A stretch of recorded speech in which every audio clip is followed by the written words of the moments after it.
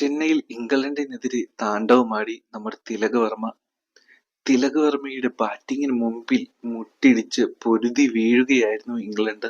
166 runs വിജയലക്ഷ്യവുമായിട്ടാണ് India ഇറങ്ങിയത്. എങ്കിലും മുൻനിര വിക്കറ്റുകളെല്ലാം തന്നെ നഷ്ടമായി. അപ്പോഴെല്ലാം വളരെ പക്വമായ ഇന്നിങ്സിലൂടെ തിലക് വർമ്മ പിടിച്ചു നിൽക്കുകയായിരുന്നു. അങ്ങനെ അദ്ദേഹത്തിന് ഇന്ത്യയെ വിജയത്തിൽ എത്തിക്കുവാനും കഴിഞ്ഞിട്ടുണ്ട്. 2 വിക്കറ്റ് മാത്രമായിരുന്നു ഇന്ത്യക്ക് ശേഷിച്ചിരുന്നത് എന്നതുകൂടി നമ്മൾ ആലോചിക്കേണ്ടിയിരിക്കുന്നു. എന്താണെങ്കിലും വളരെ പക്വതയാർന്ന ഒരു ഇന്നിങ്സ് ആണ് നമുക്ക് കാണുവാനായിട്ട് തിലക് വർമ്മയിൽ നിന്നും സാധിച്ചത്. ഈ മത്സരം മാത്രമല്ല, കഴിഞ്ഞു പോയ പല ഇന്നിങ്സുകൾ നോക്കിയാലും തിലക് അതിമനോഹരമായ ബാറ്റിംഗ് മികവാണ് കാഴ്ചവെക്കുന്നത്. കഴിഞ്ഞ ദിവസം സൂര്യകുമാർ യാദവിനോട് ഇനി ഇന്ത്യയുടെ വരാൻ പോകുന്ന ഇതിഹാസങ്ങൾ ആരൊക്കെയെന്ന് ചോദിച്ചപ്പോൾ തിലക് വർമ്മയുടെ പേര് പ്രത്യേകം എടുത്തു പറഞ്ഞിരുന്നു. നമുക്കറിയാം, തിലക് വർമ്മ വളരെയധികം കപ്പാസിറ്റിയും അഗ്രസീവുമായിട്ടുള്ള ഒരു പ്ലെയറാണ്.